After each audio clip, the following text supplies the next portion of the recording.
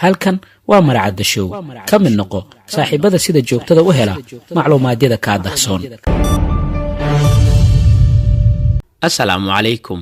waan ku salaamay daawada meel walba aad joogtid ku soo dhawo barnaamijkeena sirdoonka qaybtiisii labaad taxanahan oo aan filayo inaad macluumaadyo badan aad ku ogaateen.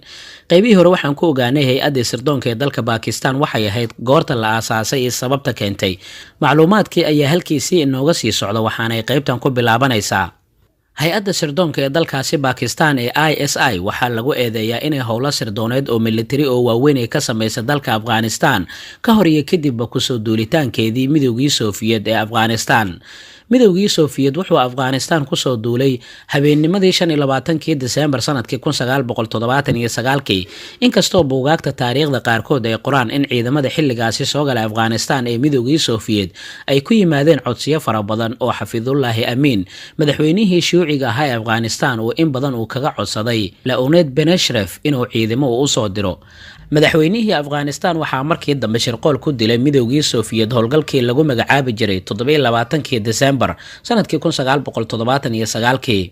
sababaha ku soo duulitaankii Midowgii Soviet ee Afghanistan waxay ahaayeen 1 dhul ballaarsi. waxay doonayeen inay saameynta ay ku leeyihiin qaaradda Aasiya ay sii ballaariyaan. arrinta labaad waxay ahayd taageerid. dowladdii shuuciga ahayd ee xilligaasi lumisay taageeradii dadka muslimiinta isla markaana burbur qarka u saarnayd ayaa arrintaani waxay ku kaliftay in taageero ay ku hesho.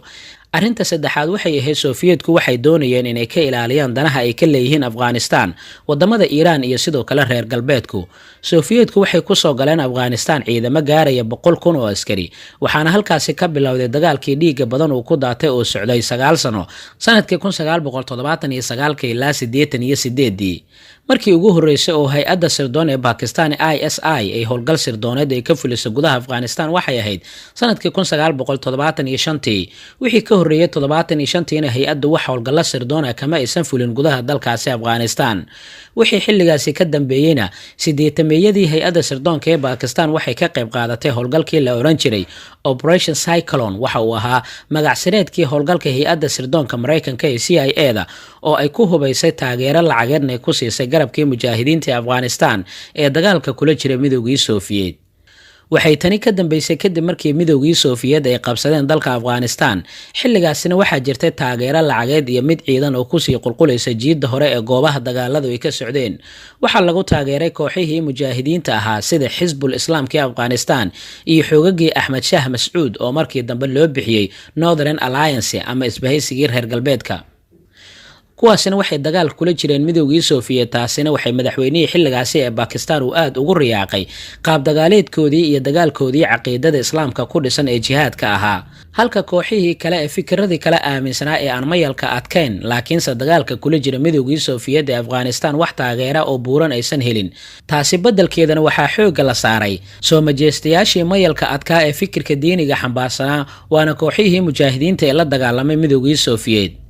howlgalkii Operation Cyclone wuxuu ahaa mid ka mid ah kuwii ugu muddada dheeraa uguna qarashka badnaa ee CIA-da Mareykanka oo taageero maaliyadeed ka helaysa dowlado kala duwan ay fuliso. qarashka howlgalkaani ku baxay waxaa la sheegay inuu ku bilowday $500,000 oo dollarka Mareykanka sanadkii 1979 wuxuu soo kordhay 20 ilaa 30 milyan oo dollar sanadkiiba horaantii sanadkii 1980. wuxuuse aad u sii kordhay oo uu xargaha uu goostay sanadkii 1987 oo la sheegay inuu gaaray 630 milyan sanadkiiba. bixinta miisaaniyadda waxay sii socotay ilaa sanadkii 1989 markii kooxaha mujaahidiinta ay la dagaalameen ciidamadii Maxamed Najiibullah oo ahaa madaxweynihii Afghanistan sanadihii 1987 ilaa 92. sanadahaasi oo ku beegnaa xilligii dagaalkii sokeeye Afghanistan uu qarxay. markan inkastoo Midowgii Soviet laga saaray dalka Afghanistan haddana dalka waxa uu galay xaalad qas iyo fawdo ah markii kooxaha mujaahidiinta ay qabsaday Kabul caasimada dalkaasina ay ku dhawaaqeen aasaasidda dowladda Islaamiga ee Afghanistan. maalmo kooban kadib markaani waxaa bilaabatay sabab kasta ha ku timaade in kooxihii mujaahidiinta ahaa ay iyaga qudhoodii qoryihii isu qaateen oo ay isdagaaleen. sanadkii 1992 ilaa 96 magaalada Kabul waxaa ku hardamayay kooxo diimeedyo kala duwan oo mid walba ay doonaysa in iyadu xukunka ay qabato. Kabul xilligaani waxaa ka dhacay dagaalo xoogan oo hugugunta madaafiicda iyo daryanka rasaastaba noocyadeeda kala duwan ayaa meel kasta oo magaalada dhexdeeda laga maqlayay. mid kasta oo ka mid ah kooxahaasi ku dagaalamaya Afghanistan waxaa taageeraya quwado shisheeye Pakistan, Iiraan iyo Sacuudi Arabiya haba ugu tun weynaadaane kuwaasi oo dhammaantood doonaya inay saameyn baaxad leh ay ku lahaadaan gudaha dalka Afghanistan. dagaalkiina waa uu sii socday wuxuuna ka mid noqday tiro dagaalo sokeeya oo ka dhacay dalkani muslimka ah tan iyo markii xornimada ay qaateen. dagaalkani sokeeya waxa uu dhammaaday 96dii markii Taliban garab dagaalyahano ah oo taageero military ka helaya dowladda Pakistan ay ka howlgaleen gudaha dalkaasi Afghanistan. waxaa intaasi u dheeraa kumanaan dagaalyahano al-Qaacida ah oo ka kala yimid dalal badan oo muslimiin ah. Taliban waxaa markaasi gacanta ay ku dhigtay caasimada dalkaasi ee Kabul. 96dii markii Taliban gacanta ay ku dhigeen badiba dalkaasi Afghanistan, xaaladda dalku waxay ahayd mid aanan laga sheekayn karin. ku dhawaad 20 sano oo dagaalo dalkaasi uu ka dhacay badiba kaabayaashii dhaqaalaha ee dalku waxay ahaayeen kuwa burburay, biyo la'aan ba'an ayaana dalka oo dhan ka jirtay. adeega korontada wuxuu ahaa mid aad u yar oo goobo kooban oo kaliya ayaa heli jiray. wadooyinka la mari kara ee wadanku waa ay koobnaayeen. adeegyada aasaasiga sida cunnada, biyaha iyo hoygu aad ayay u yaraadeen. nolosha bulshada ee Afghanistan ee xilligaasi lama sawiran kareynin. waxaa qiyaastaa dal 20 sano ku dhawaad dagaalo ay ka holcayeen. 11 Sebtembar 2001 weerarkii ka dhacay dabaqyadii xarunta ganacsiga adduunka waxay dowladda Mareykanka xilligaasi ku eedeysay inay ka dambeeyeen kooxo al-Qaacida oo halkaasi ku dhumaaleysanaya, waxaana ay raacday ku soo duulitaankii Mareykanka ee Afghanistan mar kale waxay martigelisay dagaal wajiyo badan oo dhinacyo badani ay ku lug lahaayeen. ujeedada rasmiga ee ka dambeysana aysan ahayn sida shaashadaha wararka aynu ku aragno. waxaa isweydiin leh sababta dalkani muslimka oo quwadaha waaweyn ee faraha badani ay ugala dhexbixi waayeen dagaalada dhexdooda. haddaba maxay ahayd doorkii hay'adda sirdoonka Pakistan ee ISIS ay ku lahayd dagaaladii Afghanistan ka dhacay? bilowgii sanadkii 1994 Taliban waxaa aasaastay dowladda Pakistan, gaar ahaan hay'adda sirdoonka ee Pakistan. ujeedadu waxaa lagu sheegaa inay ahayd aasaasidda dowladda Afghanistan oo Pakistan ay ku lug leedahay. tan iyo sidoo kale aasaasidii Taliban, hay'adda sirdoonka ee Pakistan iyo ciidamada Pakistan ayaa ku taageeray kaalmo dhaqaale, mid ciidan iyo sidoo kale mid dhanka logistikada ah. annagoo eegayna Axmed Rashiid oo ah suxufi iyo qoraa weyn waxa uu yiri intii u dhaxaysay 94 ilaa 99 qiyaastii 100,000 oo Pakistaaniyiin ah ayaa la tababaray oo ka dagaalamay Afghanistan iyaga oo la safan Taliban. Peter Thompson waxa uu ahaa howlgab diblomaasi oo Amerikaan ah, waxaana horey u ahaa ergigii gaarka ahaa ee Mareykanka u joogay Afghanistan 89 ilaa 92.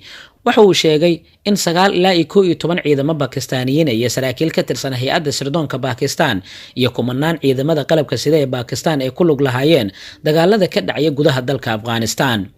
Steve Cole waxa uu ku xusay buuggiisa Just Wars in CIA-da iyo hay'ado kale oo sirdooneed oo Mareykanka ay dukumiintiyo ay ka diyaariyeen xiriirka la sheegay in hay'adda sirdoon ee Pakistan iyo Taliban iyo Osama bin Laden uu ka dhaxeeyay. dukumiintiyo la cadeeyay oo CIA-da laga helayna waxaa lagu sheegay in sirdoonka Pakistan ay ku lug lahaayeen 8 xarumo sirdooneed oo qarsoodi ah oo gudaha Afghanistan ku yaalay. haddii aanu soo koobno hay'adda sirdoon ee Pakistan waxa ay ka qayb qaadatay howlgallo badan oo laga fuliyo gudaha Afghanistan. ujeedadu waa hal mid oo kaliya, si Pakistan ay ugu yagleesho gudaha dalkaasi dowlad ay iyada ku lug leedahay. waxaase qorshuhu uu ahaa Pakistanna ay doonaysay danaha dowlado badan oo dunida ah inay ka hortagto. ISI oo ah hay'adda sirdoonka ee Pakistan waxaa kaloo howlgallo badan ay ka fulisay gobolka Kashmir, qaybta Hindiya ay maamusho, iyada oo taageerana u fidisay kooxaha xagjiriin lagu tilmaamay oo dagaal dhuumaaleysi ah kula jiray dowladda Hindiya. ugu dambeyntii hay'adda sirdoon ee dalkaasi Pakistan oo ah hay'ad weyn oo sirdooneed oo iskeed u dhisan marar kala duwan ayaa dowladihii soo maray Pakistan ay isku dayeen inay xakameeyaan, balse waa ay ku guuldareysteen ilaa ugu dambeyntii hay'adda sirdoon ee Pakistan ay noqotay mid gaamurtay oo gabi ahaanba la sheegay inay noqoto mid la baratanta hay'adaha sirdooneed ee ugu waaweyn dunida ilaa ay gaadhay heer lagu doodo in ay tahay hay'adda sirdooneed ee ugu qatarsan adduunka. arrinta cajaa'ibka lehina waxa ay tahay in hay'adaha waaweyn ee sirdoonada dunida aysan ku xeel dheereen oo aysan ku degdegin dabagalka howlaha hay'adda sirdoon ee Pakistan ee ISI oo ay ka samaysa dalka gudihiisa iyo dibaddiisa. sidoo kale hay'adan ayaa lagu tilmaamaa inay tahay mid ka mid ah hay'adaha sirdooneed ee dal muslima uu leeyahay kuwooda ugu qatarsan. halkaa ha inoo joogto qaybtan oo aan filaya inaad ku ogaateen macluumaadyo badan. qaybaha kalena waxaad ku ogaa doontaan macluumaadyo kale insha Allah. qaybtan qayb xigta intaan ku kulmi doono waxaan kaga tagayaa sidaa iyo nabadgelyo. halkan waa Maracadda Show ka mid noqo saaxiibada sida joogtada u hela macluumaadyada ka dahsoon